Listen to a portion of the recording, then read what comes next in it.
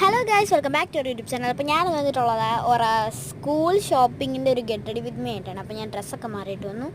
Next ഞാൻ moisturising cream ഇട്ട് കൊടുക്കുന്ന കലാവിരുന്നാണ് നിങ്ങളിപ്പോൾ കാണുന്നത് സുഹൃത്തുക്കളെ. അപ്പോൾ അതൊക്കെ ഇട്ടു, അതൊക്കെ ഞാൻ തേച്ചു. പിന്നെ പീരിയോ ഒക്കെ എഴുതി സൈഡിൽ അമ്മയാണ് ഗൈസ് നിൽക്കുന്നത്.